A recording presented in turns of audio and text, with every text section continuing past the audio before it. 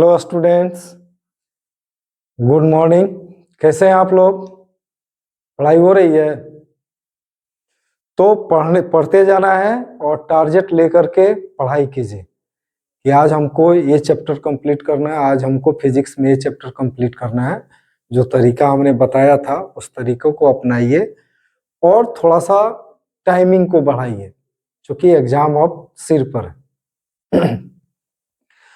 और दिमाग में एक टारगेट बना के चलिए, हमको 90 प्लस में जाना है, हमको 95 प्लस में जाना है, हमको 80 प्लस में जाना है। जब तक टारगेट नहीं कीजिएगा, टारगेट एक आप डिटरमाइन नहीं करते हैं, निर्धारण उसका नहीं करते हैं, तब तक आप उसको पाने के लिए आप मेहनत नहीं कर सकते। तो एक सबसे पहला काम है कि एक टारगेट बनाइए और उसको अचीव करने के लिए कैसे करना है, हमको टाइम जो है टाइम को बढ़ाना है, कितना बढ़ाना है आपको खुद पता चल जाएगा। तो उसको अपनाइए और अपने टाइम को बढ़ाइए क्योंकि अब एग्जाम आपका क्या हो गया, सिर पर आ गया, बहुत दिन नहीं है अब। ओके, तो क्योंकि जब तक टारगेट नहीं रहेगा तब तक दिमाग में करने के लिए कुछ नहीं है आपके पास। अगर आप एक एग्जाम्पल ले लें कि आज हमको मोतिहारी या पटना हमको जाना है, आप पैदल जाना है, 200 किलोमीटर है और हिम्मत है, फुली आप डिटरमाइंड है कि हमको पैदल जाना है, तो मान लेते हैं कि अगर 100 किलोमीटर भी आप गए, 120 किलोमीटर भी गए, तो आपने 60% टारगेट को अचीव किया। तो उसी तरह से एक टारगेट बनाइए और उसको गेन करने के लिए, उसको पाने के लिए, अचीव करने के लिए कितना हमको समय देना है, कैसे हमको मेहनत करना है, खुद पर खुद आप रास्ते पर आ जाइएगा। वही आपको बताएगा कि आपको कैसे आगे बढ़ना है। ठीक है, तो आगे चलते हैं हम लोग। इस वीडियो से पहले, आज जो वीडियो बन रहा है, इससे पहले हम लोग नाइट्रोजन का मेथड ऑफ प्रिपरेशन देखा था, बाय एयर या बाय लेबोरेटरी मेथड। ठीक है, और उसका फिजिकल और केमिकल प्रॉपर्टीज हम लोग उस दिन छोड़ दिए थे। तो आज हम लोग उसको कंटिन्यू कर रहे हैं। तो आज हम लोग नाइट्रोजन का जो फिजिकल प्रॉपर्टीज है उसको आज हम लोग देखेंगे। अमोनिया का मेथड ऑफ प्रिपरेशन देखेंगे जो कि बहुत ही इंपॉर्टेंट है इस साल के लिए, या HNO3 देखेंगे method of preparation, lab method हो या आपका एक कोई अल्टरनेटिव मेथड हो, सारे को आज हम लोग यहाँ पर आज डील करेंगे। और यही आपसे आग्रह रहेगा कि स्किप मत कीजिए, पूरा देखिए वीडियो को और एंजॉय कीजिए, मजा आएगा वीडियो में। तो आज हम लोग देख रहे हैं नाइट्रोजन का फिजिकल प्रॉपर्टीज। तो सबसे पहला आपका क्या है कि it is A colourless gas. आपका क्या होता है, एक रंगहीन गैस होता है और हवा से क्या होता है, या हल्का होता है। हवा से क्या होगा, हल्का होगा। ओके, हवा से क्या होता है, हल्का होता है। उसके बाद तीसरा जो आपका फीचर हो जाएगा इसका कि यह जल में बहुत कम घुलनशील होता है। वाटर में मान के चलिए न के बराबर यह क्या होता है, घुलनशील होता है। और इसको अगर लिक्विफाई करना है तो बड़ा डिफिकल्टी से लिक्विफाई होता है। ठीक है, तो सबसे पहला हमने क्या बोला कि it is A colourless gas, आपका रंगहीन गैस होगा। दूसरा आपका हो गया कि it is lighter than air, हवा से हल्का होता है। तीसरा कह सकते हैं कि यह पानी के साथ, वाटर के साथ, वाटर में लेस सॉल्युबल होता है, बहुत कम घुलनशील होता है। नेक्स्ट हम कह सकते हैं आपका क्या कि लिक्विफाई करना कठिन होता है इसको। ठीक है, तो याद रखिए कि कलरलेस गैस है, हल्का होता है हवा से। तीसरा कि आपका जल में बहुत कम घुलनशील है, यानी लेस सॉल्युबल है। नेक्स्ट हम कह सकते हैं कि कठिनाई से द्रवीभूत होता है, मतलब लिक्विफाई जो होता है वो क्या कह सकते हैं, कठिनाई से होता है, डिफिकल्टी से होता है। नेक्स्ट आगे हम लोग देखेंगे केमिकल प्रॉपर्टीज। सबसे पहला हम लोग देखें कि इसका नेचर क्या होगा, एसिडिक नेचर होगा कि बेसिक होगा कि न्यूट्रल होगा। ठीक है, जानना जरूरी है। तो क्या है कि यह लिटमस जो है उसके प्रति यह क्या होता है, न्यूट्रल होता है। मतलब कहने का क्या हुआ कि यह न तो एसिडिक होगा और न ही यह आपका बेसिक नेचर का होगा, उदासीन होगा। ठीक है, it is neither combustible nor supporter of combustion. मतलब कि यह न तो जल सकता है और न ही जलने में सहायक होगा। दूसरा प्रॉपर्टीज, पहला क्या कि लिटमस के प्रति न्यूट्रल होगा, it is neutral towards litmus paper. Litmus paper के प्रति क्या होगा, उदासीन होगा। दूसरा कह सकते हैं यह न तो ज्वलनशील है और न ही जलने में सहायक है, यानी it is neither combustible nor supporter of combustion. Okay, तीसरा है कि हाइड्रोजन के साथ इसका क्या एक्टिविटी होगी, क्या होगी, अमोनिया बनाएगा। जनरली कह सकते हैं अपना हाइड्राइड बनाएगा। यानी when mixture of nitrogen and hydrogen passes through an electric spark then ammonia is obtained। ठीक है, इलेक्ट्रिक स्पार्क का टेम्परेचर आप 1700 डिग्री सेल्सियस के आसपास ले सकते हैं, ऊपर ही जाएगा। तो समझिए कि अगर नाइट्रोजन और हाइड्रोजन के मिक्सचर को इलेक्ट्रिक स्पार्क पर प्रवाहित करें तब आपको क्या मिलेगा, अमोनिया मिलेगा। ओके, तो इसको एक बार हम लोग दोहराएंगे। पहला क्या है, it is neutral towards litmus paper, या लिटमस पेपर के प्रति क्या होता है, उदासीन होता है। दूसरा कह सकते हैं it is neither combustible nor supporter of combustion, या न तो ज्वलनशील है और न ही जलने में सहायक है। और तीसरा, हाइड्रोजन के साथ अगर अभिक्रिया करता है इलेक्ट्रिक स्पार्क पर तो क्या बनाएगा, अमोनिया बनाएगा। ठीक है, नेक्स्ट हम लोग देखेंगे कि एक्शन ऑफ ऑक्सीजन, यानी nitrogen react with oxygen eight high temperature. जो भी रिएक्शन होगा हाई टेम्परेचर पर होगा, फॉर्म नाइट्रिक ऑक्साइड। क्या बनाएगा, नाइट्रिक ऑक्साइड बनाएगा। यानी उच्च ताप पर ऑक्सीजन से अभिक्रिया करके क्या बनाएगा, तो नाइट्रिक ऑक्साइड बनाएगा। क्या बनाएगा, नाइट्रिक ऑक्साइड बनाएगा। नेक्स्ट है रिएक्शन विथ मेटल। तो जहां हम लोग शुरुआत किए थे, पूरा ग्रुप का फीचर देख रहे थे, वहीं पर हमने बताया था कि अगर ये एलिमेंट अगर मेटल के साथ अगर रिएक्ट करते हैं तो अपना क्या बनाएंगे, नाइट्राइड बनाएंगे, मेटल का नाइट्राइड बनेगा। तो वही फीचर यहाँ पर भी ले सकते हैं प्रॉपर्टीज को, कि अगर नाइट्रोजन है किसी मेटल के साथ अगर रिएक्ट करता है तो हमेशा वो क्या बनाएगा, नाइट्राइड बनाएगा। जैसे मैग्नीशियम है, मैग्नीशियम नाइट्राइड बनाया। कैल्शियम है तो कैल्शियम के साथ कैल्शियम नाइट्राइड बनाया। एल्युमिनियम के साथ है तो एल्युमिनियम नाइट्राइड बनाया। ओके, तो यहाँ पर आपका 5 जो फीचर हुआ, सबसे पहला क्या कि लिटमस के प्रति क्या होता है, उदासीन होता है, it is neutral towards litmus paper. दूसरा क्या था कि it is neither combustible nor supporter of combustion, यह न तो ज्वलनशील है और न ही जलने में सहायक है। तीसरा हमने बोला कि हाइड्रोजन के साथ इलेक्ट्रिक स्पार्क पर अगर नाइट्रोजन और हाइड्रोजन के मिक्सचर को अगर क्या किया जाए, प्रवाहित किया जाए इलेक्ट्रिक स्पार्क पर, तो आपको अमोनिया आपको मिलेगा।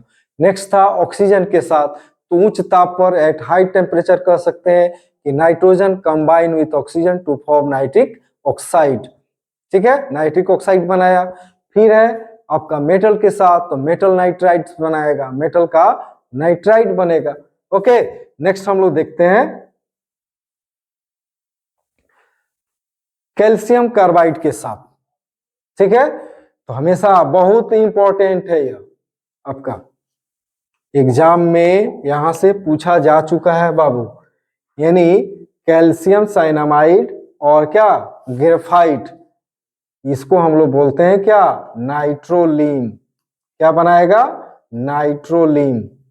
ओके, तो क्या बोला गया कि nitrogen react with calcium carbide at high temperature to form calcium cyanamide. क्या हमने बोला कि उच्च ताप पर लमसम आपका 1000 डिग्री सी से ऊपर अगर कैल्शियम कार्बाइड के साथ अगर नाइट्रोजन की अभिक्रिया अगर कराते हैं तो आपको क्या मिलेगा? कैल्शियम साइनामाइड और ग्रेफाइट का आपको मिक्सचर मिलेगा, और इसी मिक्सचर को हम लोग कहते हैं क्या? नाइट्रोलीन। एग्जाम में पूछा गया है कि व्हाट इज नाइट्रोलीन, तो क्या बोलेंगे आप लोग? It is the mixture of calcium cyanamide and क्या? ग्रेफाइट का क्या होता है? मिश्रण होता है। यानी the mixture of calcium cyanamide and graphite is called nitrolim, जो कि पूछा जा चुका है बाबू। कैल्शियम साइनाइड और ग्रेफाइट के मिश्रण को हम लोग क्या बोलेंगे? नाइट्रोलीन कहा जाता है। ओके, और कैल्शियम जो साइनामाइड होता है उसका कुछ जो है उपयोग आपका एज ए फर्टिलाइजर के रूप में भी किया जाता है। ठीक है, नेक्स्ट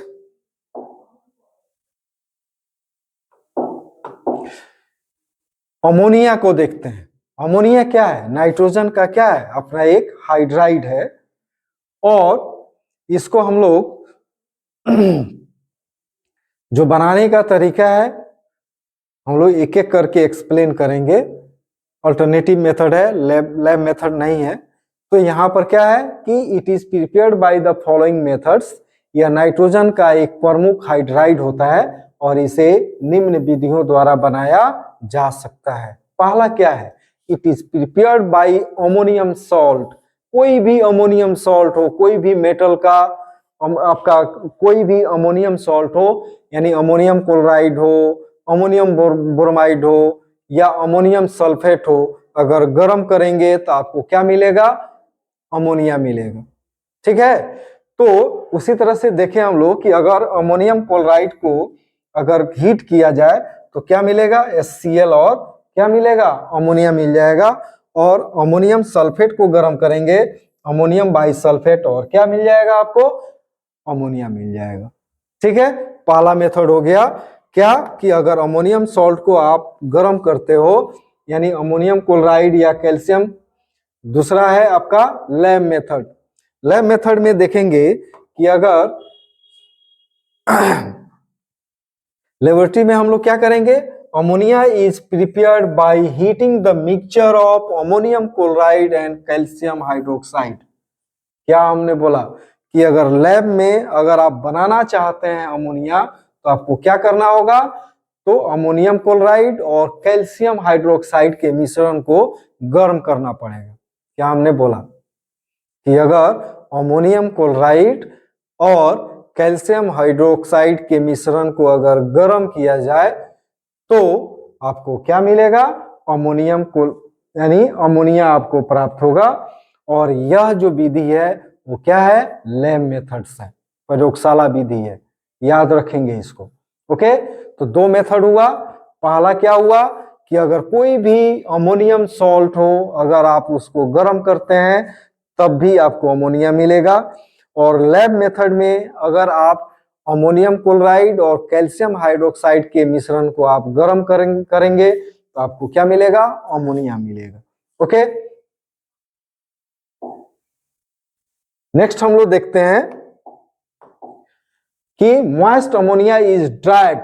जो अमोनिया बना उस अमोनिया में क्या होता है? मॉइस्चर रहता है। मॉइस्चर रहता है, तो उस मॉइस्चर को हम लोग कैसे करेंगे? यानी अमोनियम को, जो अमोनिया बना उस अमोनिया को कहां पर? लाइम वाटर से होकर के जब गुजारेंगे तो वहां पर आपको ड्राइड अमोनिया आपको प्राप्त हो जाएगा। वहां पर क्या करेगा? वाटर जो है यानी मॉइस्चर जो है वो लाइम वाटर उसको क्या करेगा? वहां पर एब्जॉर्ब करेगा, क्योंकि वहां पर लाइम वाटर है, कली चूना का जो आपका घोल है वो क्या करेगा? वाटर को एब्जॉर्ब कर लेगा और आपको अमोनिया जो है वो क्या मिल जाएगा? आपको शुष्क मिल जाएगा, ड्राइड अमोनिया आपको प्राप्त हो जाएगा। नेक्स्ट हम लोग देखेंगे manufacture of ammonia. Manufacture of ammonia कहने का मतलब क्या हुआ? जब भी मैन्युफैक्चर की बात करते हैं तो इतना दिमाग में रखिएगा, उसको मास स्केल में बनाते हैं, यानी औद्योगिक स्तर पर उसको बनाया जाता है, तब उसको बोलते हैं हम लोग क्या, मैन्युफैक्चर ऑफ मैन्युफैक्चर। यानी हम लोग देख रहे हैं मैन्युफैक्चर ऑफ अमोनिया देखने जा रहे हैं। यानी क्या है कि ammonia is manufactured by following method. एक आपका साइनामाइड प्रोसेस है, दूसरा आपका क्या है, हेवर्स प्रोसेस है। और हमेशा आपसे पूछा गया है हेवर्स प्रोसेस के लिए, ठीक है, कभी एक दो बार आपसे साइनामाइड प्रोसेस को पूछा गया है, बाकी आपका जनरली आपका पूछा जाता है बाय हेवर्स प्रोसेस, और यही आपका मेन आपका प्रोसेस है मैन्युफैक्चरिंग का, ठीक है। तो कई गो प्रोसेस द्वारा हम लोग बना सकते हैं, मैन्युफैक्चर कर सकते हैं, उत्पादन कर सकते हैं। तो दो प्रोसेस के द्वारा, एक आपका साइनामाइड प्रोसेस है और दूसरा आपका है क्या, हेवर्स प्रोसेस। तो पहला हम लोग देखेंगे साइनामाइड प्रोसेस। क्या बोल रहा है कि in this method nitrogen is passes through calcium carbide heated at 1200 degree C, then calcium cyanamide is formed। बस वही मेथड आ गया क्या कि कैल्शियम आपका कार्बाइड है और उस पर नाइट्रोजन को अगर ट्रीट कर रहे हैं, यानी 1200 डिग्री या 1000 डिग्री से ऊपर गर्म कैल्शियम कार्बाइड है, उस पर नाइट्रोजन को अगर प्रवाहित करते हैं, तब आपको क्या मिलेगा, कैल्शियम साइनामाइड मिलेगा और ग्रेफाइट मिलता है। तो यहाँ पर साइनामाइड हम लोग ले रहे हैं, यानी इस प्रक्रिया में नाइट्रोजन को 1200 डिग्री सी पर गर्म कैल्शियम कार्बाइड पर प्रवाहित किया जाता है, जिसके फलस्वरूप नाइट्रोलीन प्राप्त होता है। नाइट्रोलीन मतलब कैल्शियम साइनामाइड और ग्रेफाइट का मिक्सचर मिलेगा। और जब कैल्शियम साइनामाइड को क्या करते हैं, जलांशित करते हैं, हाइड्रोलाइज कराते हैं, तब वहां पर आपको मिलेगा क्या, अमोनिया। देखिए रिएक्शन क्या है, कैल्शियम साइनामाइड मिला और इसी कैल्शियम साइनामाइड को वाटर के साथ ट्रीट किया तो कैल्शियम कार्बोनेट बन गया और आपको क्या मिल गया, अमोनिया मिल गया। ओके, तो हमारा पहले प्रोसेस में क्या है कि कैल्शियम कार्बाइड को नाइट्रोजन के साथ रिएक्ट करेगा, कितना डिग्री पर, 1200 डिग्री सी पर, तो आपको क्या मिलेगा, कैल्शियम साइनामाइड। और उस कैल्शियम साइनामाइड को जब क्या होगा, वाटर के साथ ट्रीट करेंगे, तो वहां पर आपको अमोनिया प्राप्त हो जाएगा। यानी दो चरण है, पहला चरण क्या है, कैल्शियम साइनामाइड बनाना। कैल्शियम साइनामाइड कैसे बनेगा कि 1200 डिग्री सी पर जो गर्म आपका कैल्शियम कार्बाइड है, उस पर जब भेजेंगे नाइट्रोजन को प्रवाहित करेंगे, तो आपको मिलेगा क्या, नाइट्रोलीन, यानी mixture of calcium cyanamide and graphite. और उस कैल्शियम साइनामाइड को जब वाटर के साथ ट्रीट करेंगे दूसरा स्टेप में, तब आपको मिलेगा क्या, अमोनिया। ओके, क्या है साइनामाइड प्रोसेस। साइनामाइड प्रोसेस में सबसे पहले साइनामाइड को बनाया जाएगा। कैसे बनाएंगे, तो 1200 डिग्री सी पर गर्म कैल्शियम कार्बाइड पर जब नाइट्रोजन को क्या किया जाएगा, प्रवाहित किया जाएगा, तब वहां पर मिलेगा नाइट्रोलीन, मतलब कैल्शियम साइनामाइड और ग्रेफाइट मिलेगा। वहां से कैल्शियम साइनामाइड को लेकर के सेकेंड स्टेप में जब वाटर के साथ ट्रीट करेंगे, तब आपको मिलेगा क्या, अमोनिया मिल जाएगा। ओके, नेक्स्ट हम लोग आगे देखते हैं हेवर्स प्रोसेस। और यह क्वेश्चन आपसे क्या है, कौन बनेगा करोड़पति, अमिताभ बच्चन। वहां पर एक केमिस्ट्री टीचर आई थी और यहाँ पर वहीं पर आपसे यह क्वेश्चन पूछा गया था उनसे, हेवर्स प्रोसेस, ठीक है। और वहां पर एक्सप्लेन भी किया था अमिताभ बच्चन ने। तो यहाँ पर देखेंगे कि हेवर्स प्रोसेस में है क्या, यानी ammonia is manufactured at mass scale.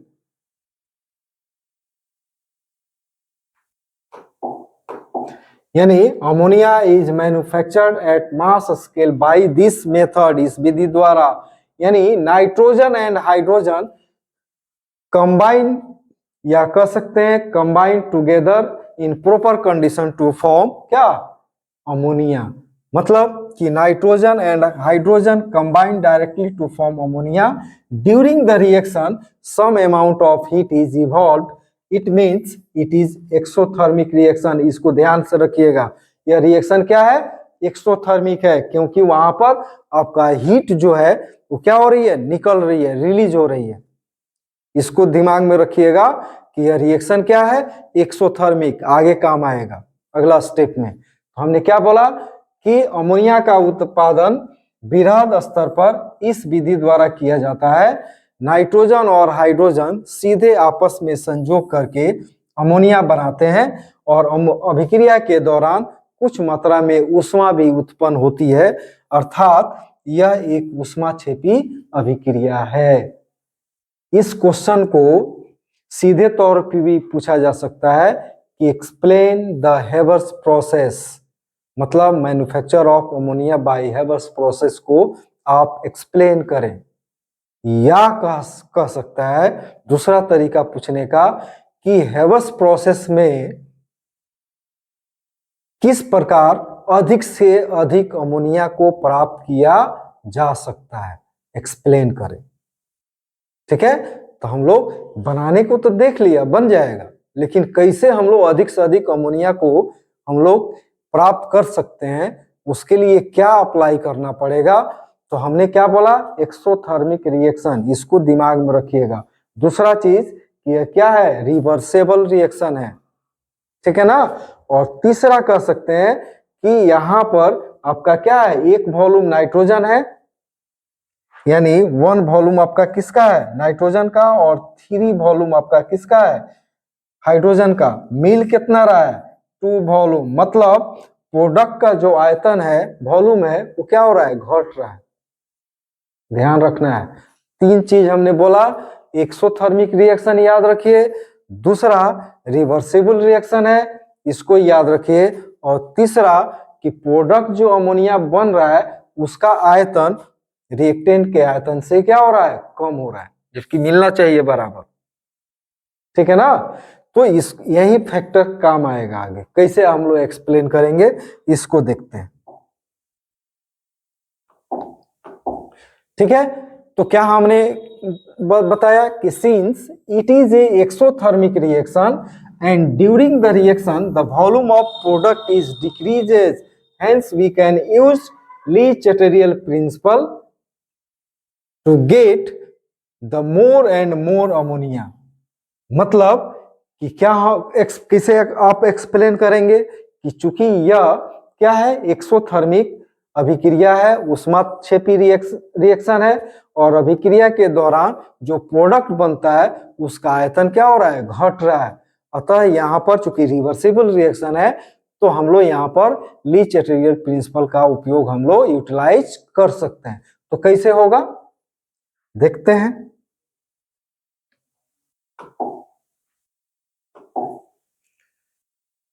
तो यहां पर कैसे एक्सप्लेन करेंगे कि during the reaction volume of product decreases, hence and increase the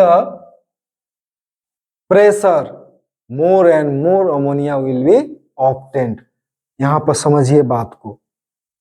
मान लेते हैं आप हमारे सामने खड़े हैं, आपने कोई गलती किया और हम आपको माथे पर मारने जा रहे हैं, तो कम से कम चोट लगे उसके लिए आप क्या करिएगा, क्या करेंगे, नीचे की ओर बैठेंगे। यानी ऊपर से हम मार रहे हैं तो आप किधर की ओर जाइएगा, नीचे की ओर जाइएगा, जिससे कि आपको कम से कम आपको चोट लगे, बचने के लिए कि कम से कम चोट लगे। तो किधर गए, नीचे की ओर गए। जस्ट वहीं पर यहाँ पर भी हो रहा है कि अगर यहाँ पर आपका रिएक्शन देखें हम लोग, N2 प्लस क्या है 3H2, आपको क्या मिल रहा है, तो अमोनिया मिल रहा है, और कुछ ऊष्मा आपको क्या हो रही है, 24 किलो कैलोरी ऊष्मा आपको क्या हो रही है, निकल रही है, हीट निकल रहा है। तो अगर यहाँ पर प्रेशर को अगर बढ़ाएंगे तो उसको क्या करेगा, आगे की ओर भागेगा, यानी इक्विलिब्रियम किधर की ओर शिफ्ट करेगा, फॉरवर्ड डायरेक्शन में शिफ्ट करेगा। ठीक है, जिसके चलते यानी फॉर्मेशन जो अमोनिया है, फॉर्मेशन ऑफ अमोनिया है, उसको सपोर्ट करेगा, क्या, हाई प्रेशर। इसीलिए कहा जा रहा है कि चूंकि अभिक्रिया में प्रतिफल का आयतन घट रहा है या घटता है, अतः दाब बढ़ाने पर अधिक से अधिक अमोनिया प्राप्त होगा, क्योंकि उच्च दाब अमोनिया के बनने की प्रक्रिया या अग्रिम अभिक्रिया को क्या करता है, सपोर्ट करता है। इसी तरह से एक्सप्लेन कीजिए, नंबर पूरा मिलेगा आपको।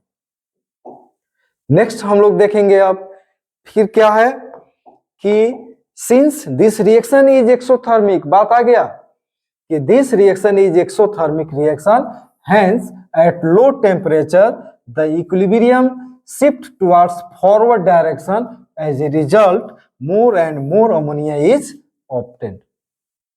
क्या हमने बोला कि चूंकि रिएक्शन में आप लोग देखे कि हीट थोड़ी सी मात्रा में क्या हो रही है, निकल रही है, तो वहां पर टेम्परेचर को क्या करेंगे, लो करेंगे।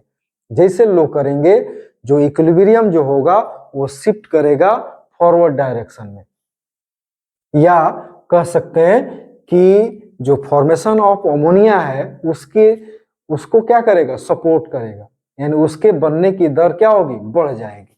मतलब अधिक से अधिक आप अमोनिया प्राप्त कर सकते हैं। यानी चूंकि यह अभिक्रिया क्या है, ऊष्माक्षेपी अभिक्रिया है, अतः निम्न ताप पर साम्य अवस्था अग्रिम दिशा की या अग्रिम अभिक्रिया को क्या करता है, सपोर्ट करता है, जिससे अधिक से अधिक अमोनिया प्राप्त होगा। दो चीज यहाँ पर समझाया हमने कि एक्सोथर्मिक रिएक्शन है और रिवर्सेबल रिएक्शन है, ठीक है। इसी पर आपको एक्सप्लेन करना है। तो सबसे पहला आप कह सकते हैं कि सिंस इट इज एन क्या, exothermic process, hence to get the more and more ammonia we can apply the Le Chatelier principle, ठीक है। चूंकि यह क्या है, आपका एक उत्कर्मणीय अभिक्रिया है, जिस अतः कह सकते हैं कि अधिक से अधिक अमोनिया प्राप्त करने के लिए ली चैटरियल प्रिंसिपल का उपयोग हम करेंगे या किया जाता है। और उसके लिए क्या है कि प्रेशर को क्या किया जाएगा, इंक्रीज करेंगे। प्रेशर को जब इंक्रीज करेंगे तो वो जो रिएक्शन का जो इक्विलिब्रियम है किधर की ओर, अग्रिम दिशा की ओर जाएगा, उधर की ओर प्रेशर बढ़ाएगा, आगे की ओर। आगे की ओर जब प्रेशर बनाएगा तो अधिक से अधिक अमोनिया आपको मिलेगा, ठीक है। प्रेशर और क्या, रिवर्सिबल रिएक्शन। दूसरा क्या है, एक्सोथर्मिक रिएक्शन है, मतलब हीट निकल रहा है। हीट निकल रहा है तो काहे के लिए फालतू के लिए हीट निकालेंगे, टेम्परेचर को लो करेंगे। टेम्परेचर को जैसे आप लो कीजिएगा, जो इक्विलिब्रियम है वो आपको फॉरवर्ड डायरेक्शन में यानी आगे की ओर शिफ्ट करेगा, मतलब अमोनिया का जो बनने की प्रक्रिया है उसको सपोर्ट करेगा, जिससे अधिक से अधिक आपको अमोनिया मिल जाएगा, ठीक है। आगे बढ़ते हैं, समझ में आया है। लेकिन इसका फर्क क्या होगा, अगर आप टेम्परेचर को लो कीजिएगा तो केमिकल काइनेटिक्स आप पढ़ चुके हैं। केमिकल काइनेटिक्स में क्या बताया गया है कि अगर टेम्परेचर को डाउन करते हैं तो रेट ऑफ रिएक्शन क्या होगा, गिरेगा, लोअर डाउन होगा। तो उसको मेंटेन करने के लिए क्या उपाय है, तो कैटालिस्ट का उपाय होगा यहाँ पर। तो कह सकते हैं but at low temperature the rate of reaction becomes low, hence a suitable catalyst is used to maintain the rate of reaction, okay. तो क्या हमने बोला, लेकिन निम्न ताप पर अभिक्रिया की दर निम्न हो जाती है, अतः उचित उत्प्रेरक का उपयोग किया जाता है, जिससे कि अभिक्रिया की दर को सामान्य बनाया जा सके या रखा जा सके, सामान्य रखा जा सके, ठीक है। इस तरह से हम लोग एक्सप्लेन कर देंगे, आपका पूरा का पूरा नंबर आपको मिल जाएगा, ओके। नेक्स्ट हम लोग देखेंगे आज फिर नाइट्रिक एसिड। बहुत ऑर्गेनिक पढ़े हैं आप लोग, और ऑर्गेनिक में नाइट्रेशन एक रिएक्शन आता है, बहुत हर चैप्टर में आपको मिला होगा, बेंजल्डिहाइड, हेलोएरिन, ठीक है, फिनॉल हो गया, सब में आपको मिला होगा आपको। तो यहां पर जो नाइट्रिक एसिड का उपयोग होता है एज ए रिएजेंट उपयोग होता है, जिससे कि नाइट्रो ग्रुप को वहां पर सब्स्टिट्यूट किया जा सके रिंग में। ठीक है, तो यहां पर कह सकते हैं कि nitric acid is the primary reagent. क्या हमने बोला कि nitric acid is the primary reagent used for nitration, nitrogen नहीं होगा, nitration, used for nitration in the addition of nitro group typically to an organic molecule। किसी organic molecule में nitro group को जोड़ने के लिए, यानी मतलब नाइट्रेशन करने के लिए आपका प्राइमरी रिएजेंट के रूप में नाइट्रिक एसिड का उपयोग किया जाता है, और यह साथ ही साथ स्ट्रॉन्ग ऑक्सीडाइजिंग एजेंट भी होता है। तो क्या बोला गया कि कोई भी ऑर्गेनिक मॉलिक्यूल में नाइट्रेशन मतलब नाइट्रो ग्रुप को सब्स्टिट्यूट करने के लिए या नाइट्रो ग्रुप को ऐड करने के लिए, यहाँ पर कह सकते हैं सब्स्टिट्यूट नहीं करेंगे, ऐड करने के लिए एज ए प्राइमरी रिएजेंट के रूप में इसका उपयोग किया जाता है। और क्या होता है, यह स्ट्रॉन्ग ऑक्सीडाइजिंग एजेंट भी होता है, सबल ऑक्सीकारक भी होता है।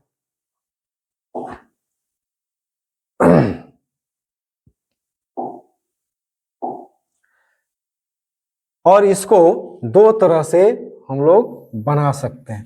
एक आपका वोस्टवाल्ड मेथड, ओके, वोस्टवाल्ड मेथड को हम लोग एक्सप्लेन करेंगे अब। वोस्टवाल्ड मेथड में क्या है कि in this process anhydrous ammonia शुष्क is oxidised to nitric acid in the presence of platinum या rhodium gauze catalyst at high temperature about 500 degree C and pressure 9 atm। मतलब वोस्टवाल्ड प्रोसेस में सबसे पहले हम लोग क्या करते हैं कि अमोनिया को लेते हैं और उसको ऑक्सीडाइज किया जाता है नाइट्रिक एसिड में। आप लोगों को रिएक्शन कहाँ मिला था, कहाँ मिला था इसका, देखिए, यानी अमोनिया को आप एक्सप्लोड करते हैं तो आपको क्या मिला, नाइट्रिक ऑक्साइड मिला, यानी ऑक्सीडाइज कर रहे हैं आप। ठीक है, यानी इस प्रक्रिया में अनाद्र अमोनिया को प्लेटिनम या रोडियम की जाली यानी उत्प्रेरक की उपस्थिति में 500 डिग्री C ताप एवं 9 atm दाब पर जब कराया जाएगा अभिक्रिया, तो नाइट्रिक ऑक्साइड में क्या हो जाएगा, ऑक्सीकृत हो जाएगा, ऑक्सीडाइज हो जाएगा। तो सबसे पहला स्टेप आपका क्या है कि अमोनिया को क्या करना, ऑक्सीडाइज करना। जैसे ऑक्सीडाइज होगा आपको क्या मिलेगा, नाइट्रिक ऑक्साइड मिलेगा।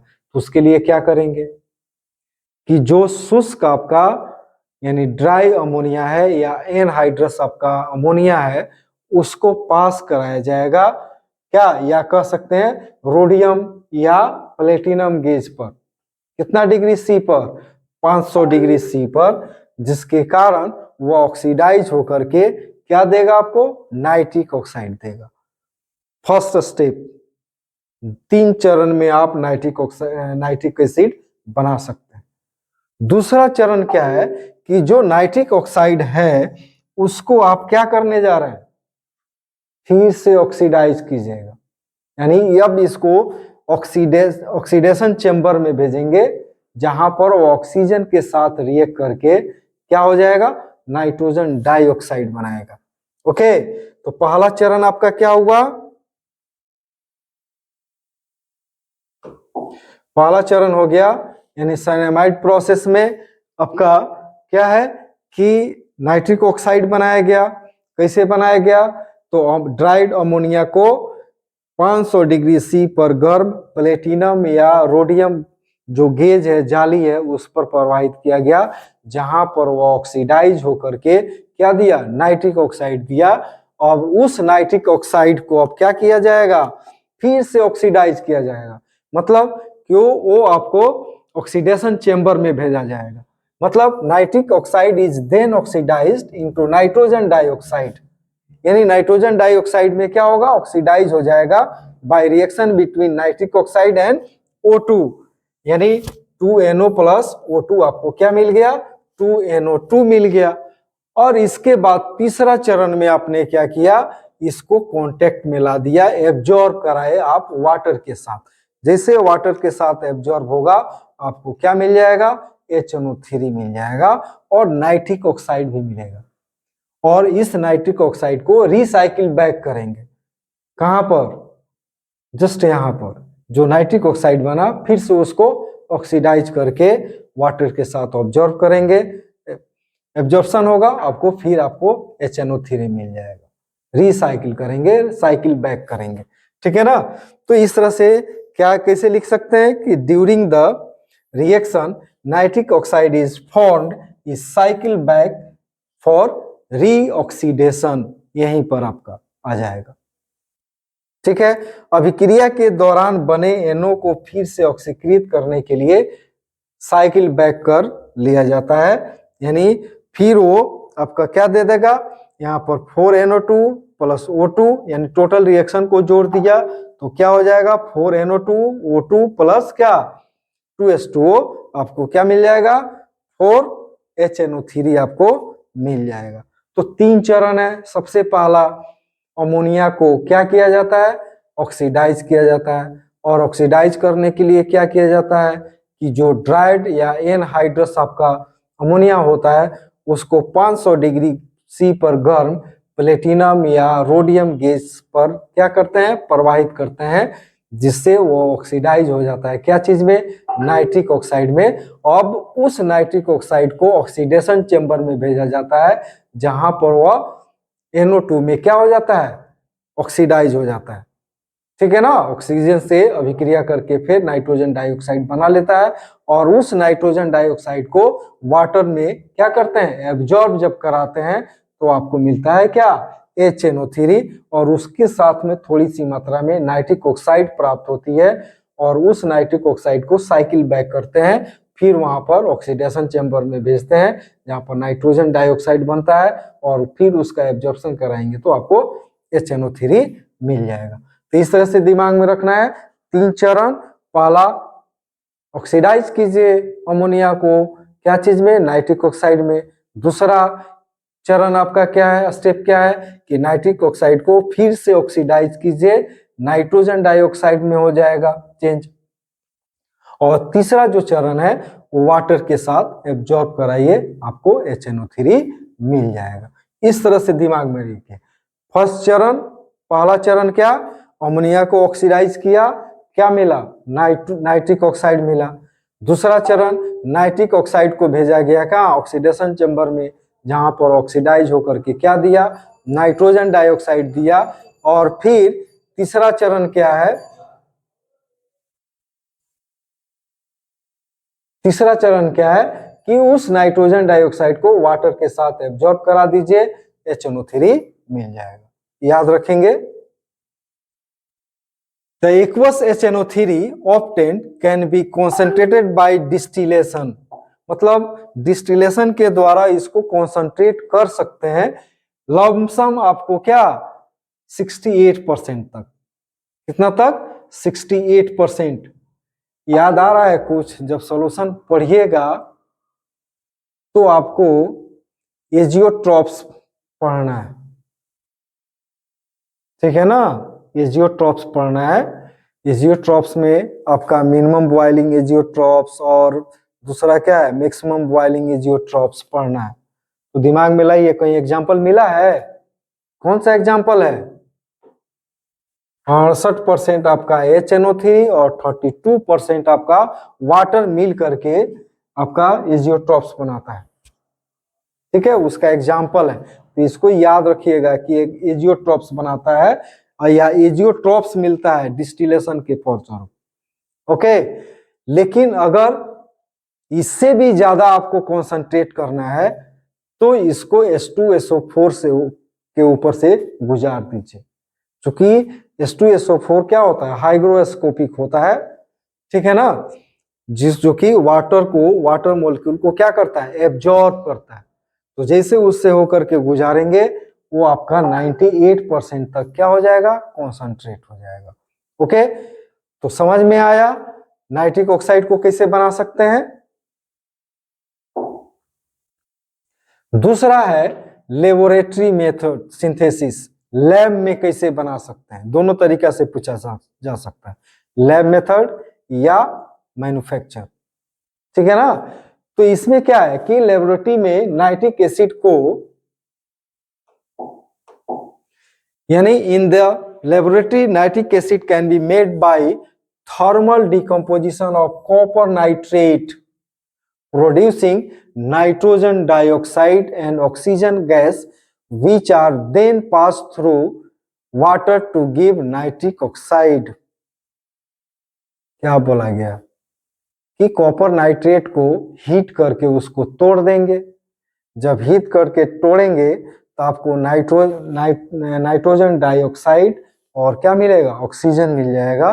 और उस नाइट्रोजन डाइऑक्साइड ऑक्सीजन को वाटर के साथ जब ट्रीट करेंगे तो आपको क्या मिल जाएगा, यानी जो नाइट्रोजन डाइऑक्साइड मिला उसको वाटर के साथ ट्रीट करेंगे तो HNO2 और HNO3 आपको मिल जाएगा, जिसको कि अलग कर सकते हैं बाय डिस्टिलेशन प्रोसेस, ठीक है ना।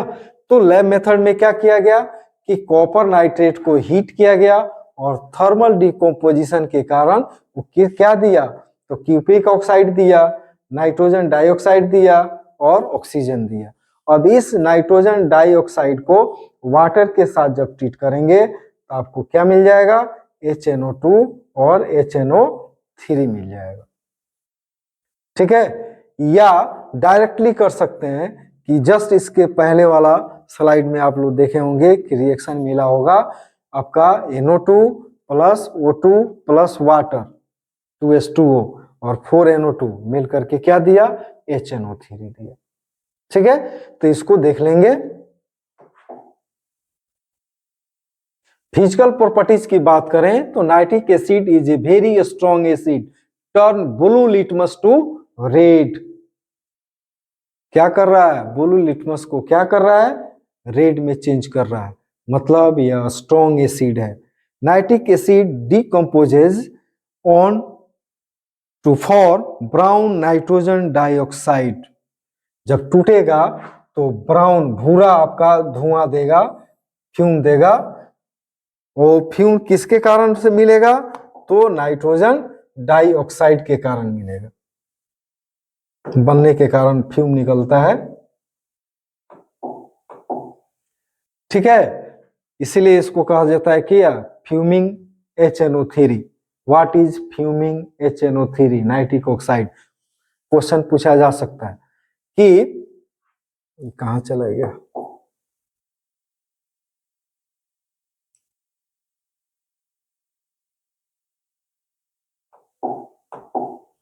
ठीक है। तो यहां पर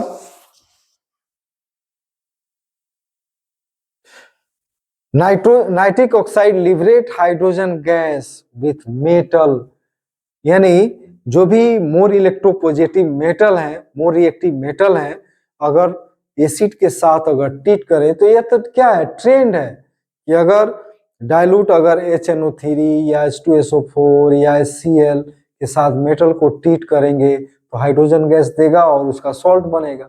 जस्ट वही ट्रेंड तो यहाँ पर अप्लाई करना है कि अगर HNO3 है, अगर मैग्नीशियम के साथ अगर ट्रीट करते हैं तो मैग्नीशियम का नाइट्रेट यानी सॉल्ट बना और हाइड्रोजन गैस इवॉल्व हुआ। उसी तरह से मैंगनीज के साथ करते हैं तो मैंगनीज का नाइट्रेट बना और हाइड्रोजन गैस इवॉल्व हुआ, यही तो तरीका है।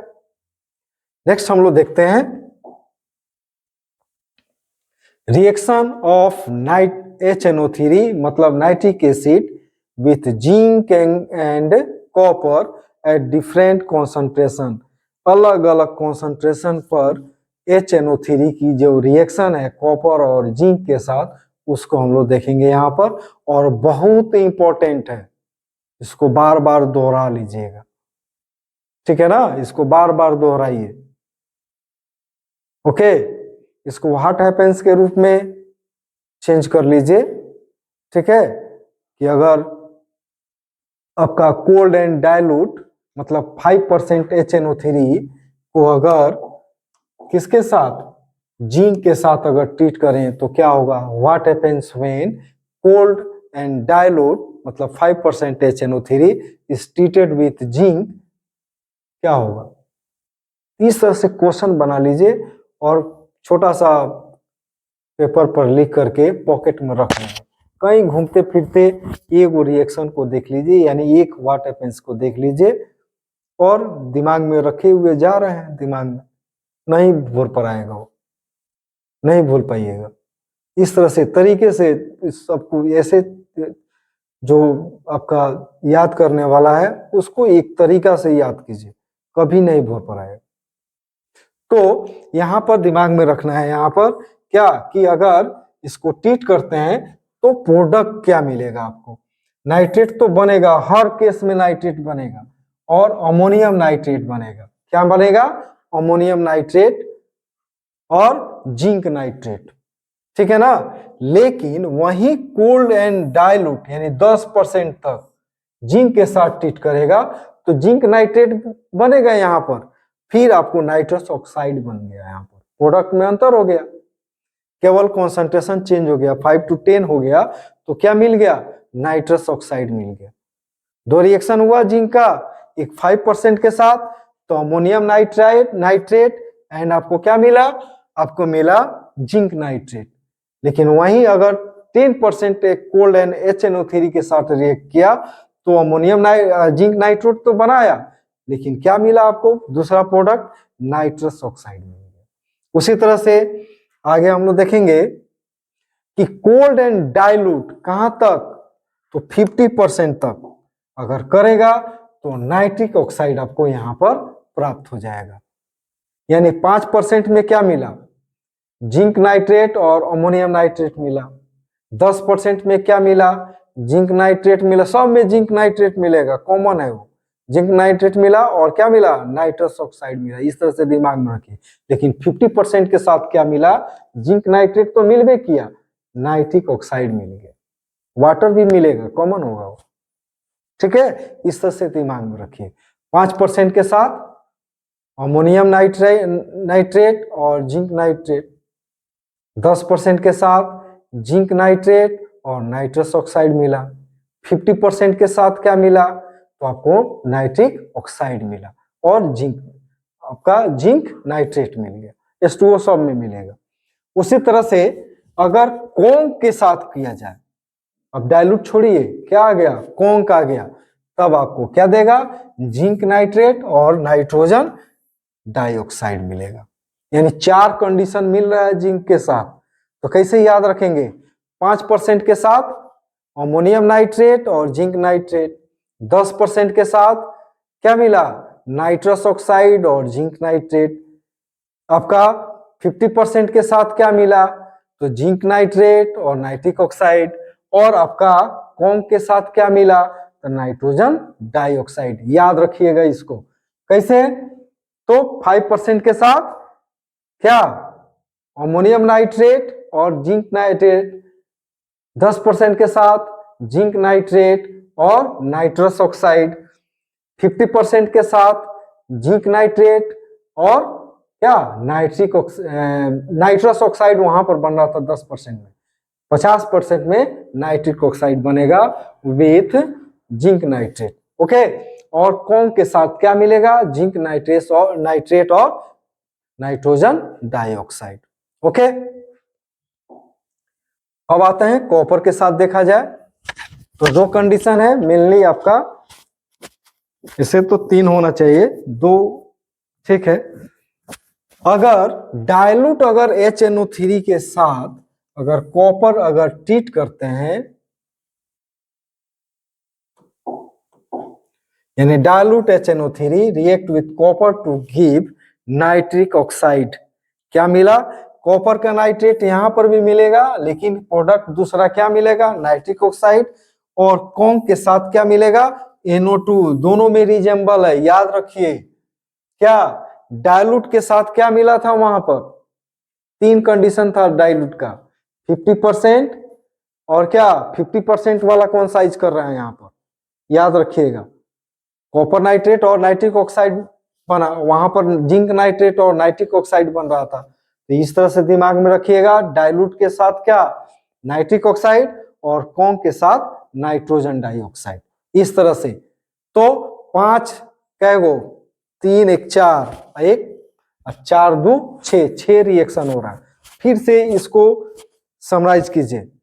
55% के साथ अमोनियम नाइट्रेट, जिंक नाइट्रेट, 10% के साथ जिंक नाइट्रेट और नाइट्रस ऑक्साइड, 50% के साथ जिंक नाइट्रेट और क्या, नाइट्रिक ऑक्साइड, ओके, और कॉन्क के साथ जिंक नाइट्रेट और नाइट्रोजन डाइऑक्साइड। इस तरह से याद रखो, ठीक है ना।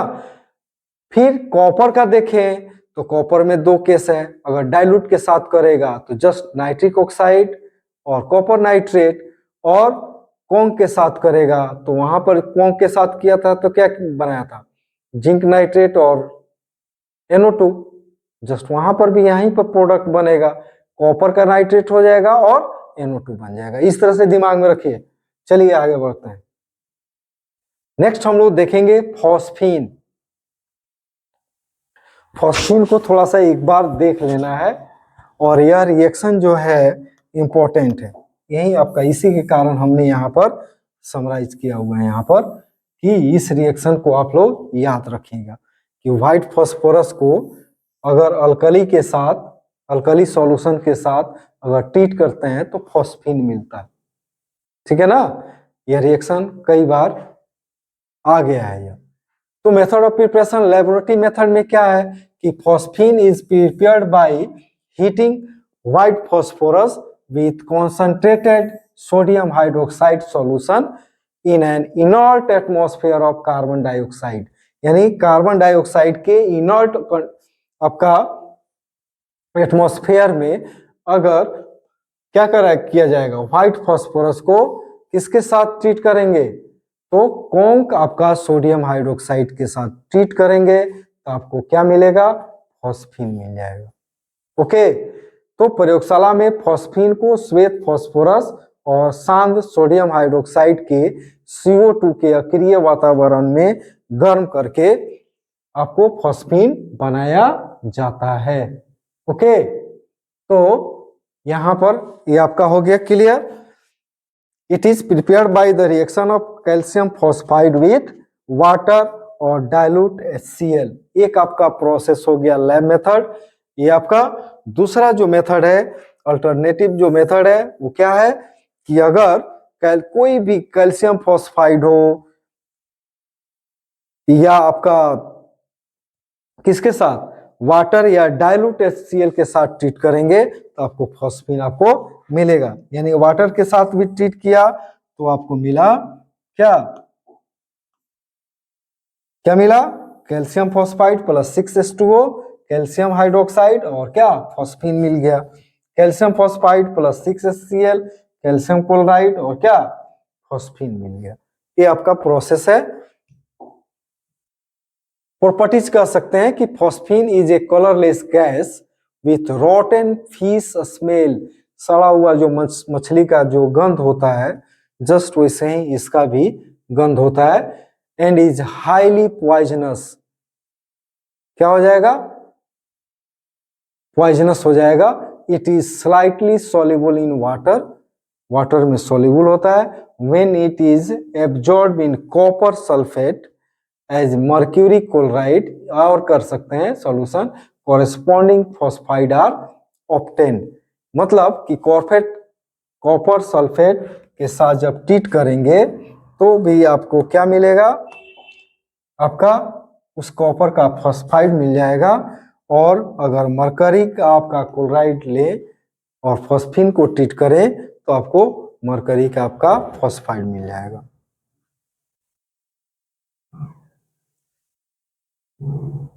नेक्स्ट बोल सकते हैं कि phosphine is weakly basic, weak basic nature का होता है and give phosphonium compounds with acid. जिसे आपका फॉस्फोनियम आपका क्या हो जाएगा, ब्रोमाइड बना लिया, PH3 प्लस HBr PH4 क्या हो गया, जिससे अमोनियम क्लोराइड, अमोनियम ब्रोमाइड बनाता है। जस्ट वही आपका ट्रेंड है, यह भी अपना फॉस्फोनियम आपका क्या, ब्रोमाइड क्लोराइड बनाएगा, ठीक है। हम लोग देखेंगे व्हाइट एंड रेड फॉस्फोरस में अंतर को देखेंगे, जरूरी है। और इंपॉर्टेंट भी क्वेश्चन हो सकता है यह, ठीक है। इसीलिए हमने लिया यहाँ पर कि व्हाइट फास्फोरस और रेड फास्फोरस में कैसे हम लोग डिस्टिंग्विश करेंगे, अंतर कैसे करेंगे। तो व्हाइट फास्फोरस जो होता है वो आपका कह सकते हैं वैक्सी सॉलिड होता है, मोमीय ठोस होता है, जबकि यह आयरन ग्रे लस्चरस आपका क्या होता है, पाउडर होता है, भूरा, हल्का लालपन लिया रहेगा। उसी तरह से दूसरा आपका इसका स्मेल क्या होगा, गार्लिक का स्मेल होगा, वो आपका गंधहीन होगा, ऑर्डरलेस होगा। तीसरा यह पॉइजनस होता है, जबकि वो क्या होता है, नॉन पॉइजनस होता है, ठीक है। चौथा कह सकते हैं insoluble in water but soluble in कहाँ, CH2, CH2 में सॉल्युबल होगा और वाटर में इनसॉल्युबल होगा, जबकि वो क्या होगा, CH2 में भी इनसॉल्युबल होगा और वाटर में भी इनसॉल्युबल होगा। तो सबसे पहला क्या कहा गया कि यह मोमीय ठोस, जिस तरह से मोम ठोस होता है, मुलायम होता है, जस्ट वैसे ही होगा। यह भर क्या होता है, पाउडर के फॉर्म में आपको मिलेगा। इसका स्मेल जो होगा गार्लिक स्मेल होगा, जबकि यह क्या होगा, ऑर्डरलेस होगा। यह आपका पॉइजनस होगा, वो आपका नॉन पॉइजनस होगा। यह आपका वाटर में इनसॉल्युबल होगा लेकिन CH2 में सॉल्युबल होगा, जबकि यह रेड फास्फोरस क्या होगा, वाटर में भी इनसॉल्युबल होगा और CH2 में भी इनसॉल्युबल होगा। इसको आप लोग देख लीजिएगा। नेक्स्ट है कि readily catches fire in air with A greenish glow which is visible in dark. हमेशा याद रखिएगा, इसका जो इग्निशन टेम्परेचर होता है वो 30 से 35 डिग्री C के आसपास होता है, और जैसे इस टेम्परेचर को अगर ये क्या करेगा, अटेंड करेगा, वहीं पर जलना स्टार्ट हो जाएगा। और कौन सा कलर में, तो एकदम ग्रीन कलर में, ये आपका ग्रीनिश ग्लो में चमक पैदा करेगा अंधेरे में, ठीक है। तो इसको दिमाग में रखना है, जबकि यह नहीं, does not glow in dark, नहीं ये होगा, क्लियर, ग्लो नहीं करेगा। नेक्स्ट है कि it react alkali solution to give pH3, अभी आ गया ना।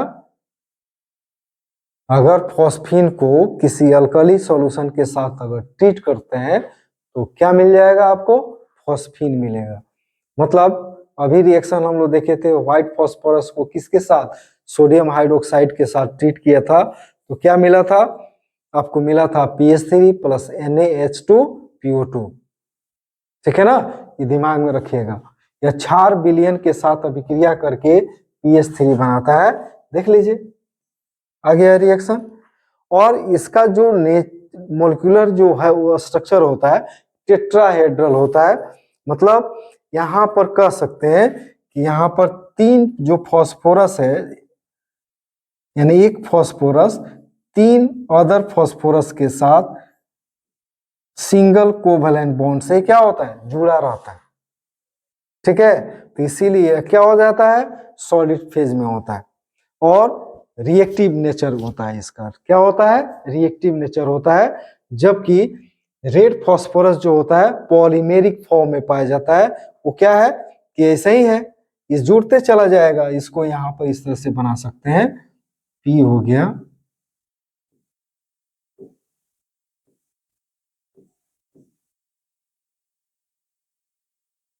कर सकते हैं इस तरह से, जोड़ सकते हैं इसको, ठीक है। फिर यहाँ से आपका जुड़ जाएगा दूसरा स्ट्रक्चर, यहाँ पर आपका आ जाएगा,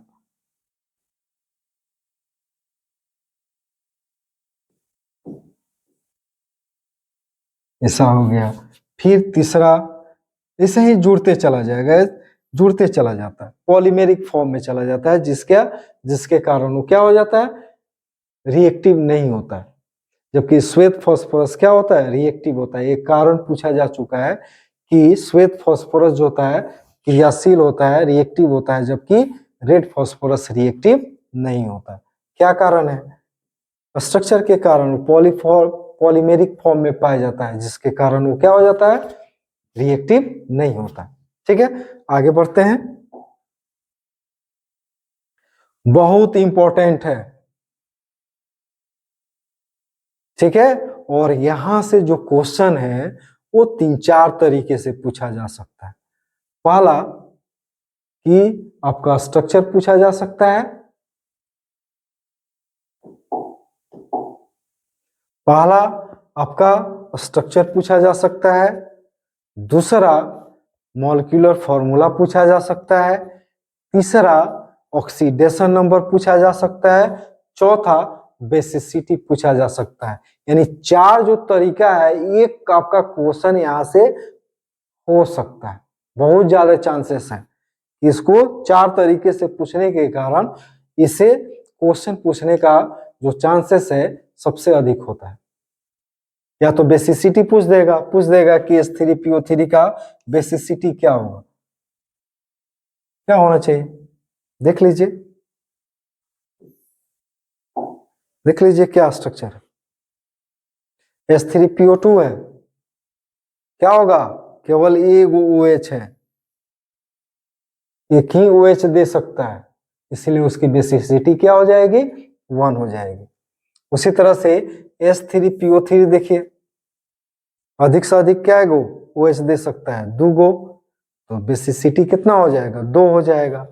इसका बेसिसिटी 3 हो जाएगा फॉस्फोरस एसिड का, यानी 3 गो आपका OH आयन दे सकता है, हाइड्रोक्साइड आयन दे सकता है, इसीलिए उसकी बेसिसिटी 3 हो सकती है। और पायरो होगा, पीएच नहीं होगा, पायरोफॉस्फोरस एसिड जो होगा वो आपका हो जाएगा क्या गो, देखिए एगो, 2, 3 और एक क्या 4, ठीक है 4 है, तो बेसिसिटी कितनी हो सकती है, 4। मतलब इसको अगर तोड़ा जाए, हाइड्रोलाइज किया जाए तो 4 हाइड्रोक्साइड आयन दे सकता है, तो इसीलिए वहां पर उसकी बेसिसिटी क्या हो जाएगी, 4 हो जाएगी। ओके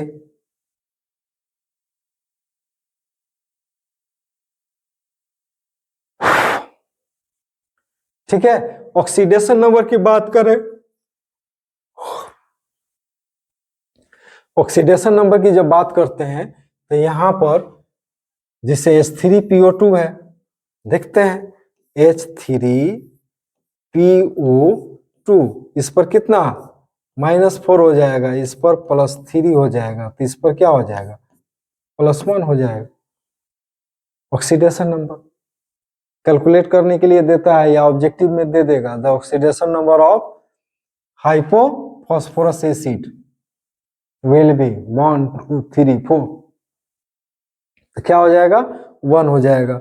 उसी तरह से H3PO4 का देखें, H3PO4 तो कितना हो गया, -8, -2 होता है ऑक्सीजन का, हाइड्रोजन का प्लस कितना होता है, 3 होता है, तो कितना लगाएंगे कि 0 होगा, 5 जोड़ देंगे तो सम क्या हो जाएगा, 0 हो जाएगा। तो देखिए कितना हो गया, 3 हो जाएगा ना, H3PO3 है ना, सॉरी H3PO3 है, तो ये कितना हो जाएगा, 6 हो जाएगा, तो यहाँ पर +3 हो जाएगा। उसी तरह से इसका देखेंगे, H4 है, P2 है, O7 है, तो कितना हो गया, देख लीजिए ये ऊपर ऑक्साइड में है, ठीक है, तो ये वो -1 हो जाएगा, ठीक है। ये हो गया कितना, देखिए 6 दूना 12, 13, 7 दूना 14, 4, हाँ ये हो जाएगा -14, ये आपका हो जाएगा +4, तो 2 गो है तो यहाँ पर 10 रखेंगे, तो एक पी का कितना मिलेगा, +5।